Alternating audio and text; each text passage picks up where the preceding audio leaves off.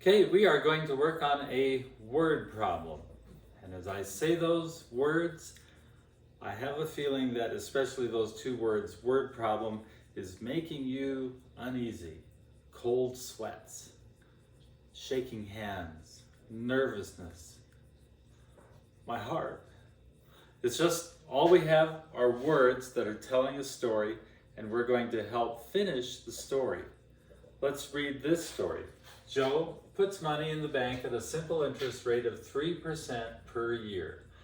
3% per year means that whatever that chunk of money is, 3% of it, or 3/100ths, will be added to that account. The bank adds that money to that account and it grows. At the end of the year, he has 1,648. How much did he put in the bank a year ago? So we're going to ask that question. We've read the problem. We've done the first thing, which is relax. These are just words. It's a story. We're going to help write the story and finish it. The second thing that we're going to do is we're going to figure out what our variables should be. And we start with the words let x. We're going to let x equal something, and the thing that we want x to equal in this case is the question. How much did he put in the bank a year ago? So we're going to say let x equal the amount put in the bank a year ago. Long sentence, but all that is we want to know what the chunk of money is that he put in the bank. Remember now, now we're going to start crafting our equation. We're going to start seeing what can we write x, an equation in terms of x that will help us solve this problem.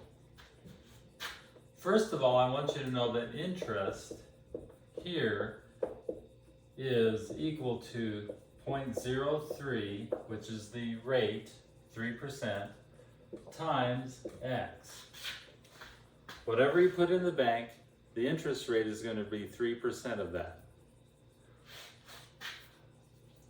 What we next are going to figure out is the amount at the end of the year.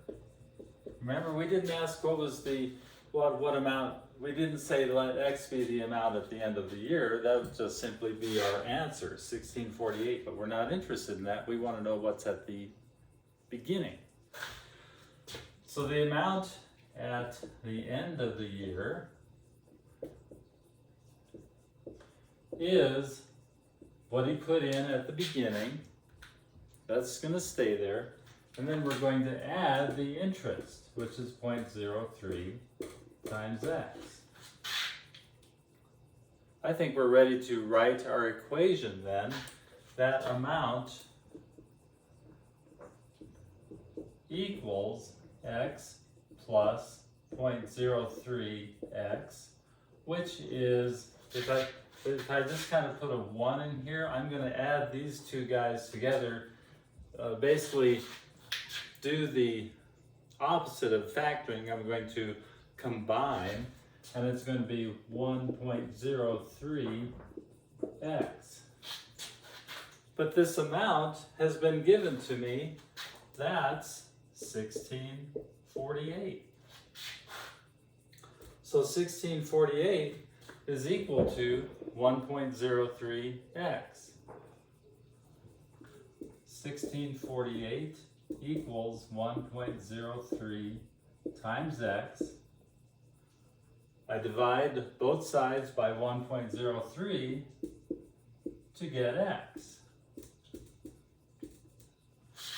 You can pull out your calculators. Some of you may have very good mental math skills, but even so, I want you to make sure that you should get x now.